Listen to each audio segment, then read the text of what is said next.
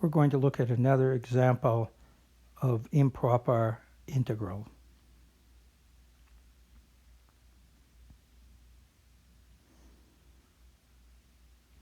So we want to determine if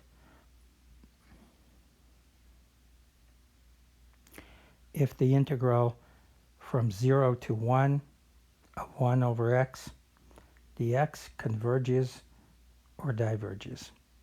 At first, this may not look like an improper integral because it does not have an unbounded interval. The interval's from 0 to 1, but we notice that the function f of x equals to 1 over x is undefined at 0, which makes this function unbounded over the interval 0 to 1.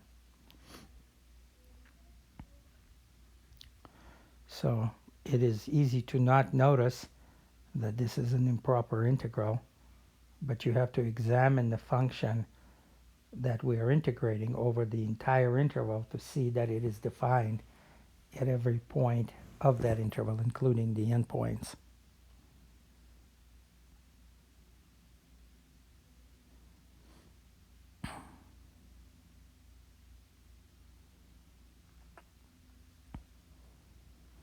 So yeah, f of x is equal to 1 over x is an unbounded function, which means it grows, or in this case it grows without bound, as x approaches 0 from the right.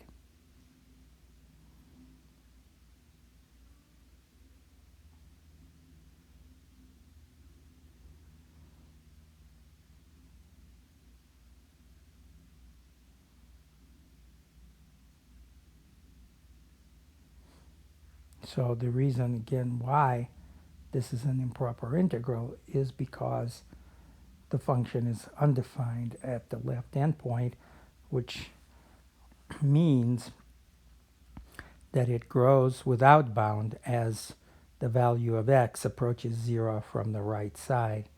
So let's graph this function and see what the integral represents. So here's a graph of 1 over x in quadrant 1.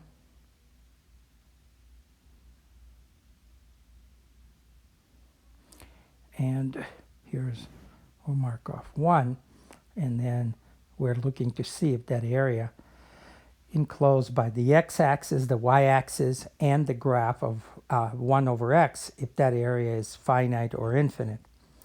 And the way we're going to solve this problem is we're going to select or let t represent a positive number less than 1, and we're going to evaluate the integral from t to 1 and then let t approach 0 from the right. And if that limit exists, then the area is finite and the improper integral converges. And if the area is infinite, then the limit will not exist and the improper integral diverges. So here's the limit as t approaches 0 from the right of integral from t to 1 of 1 over x dx. We of course know that that is the limit as t approaches 0 from the right of natural log of x. You don't need absolute value because everything is positive. So it's natural log of x evaluated from t to 1, which is the limit as t approaches 0 from the right of natural log of 1 minus natural log of t.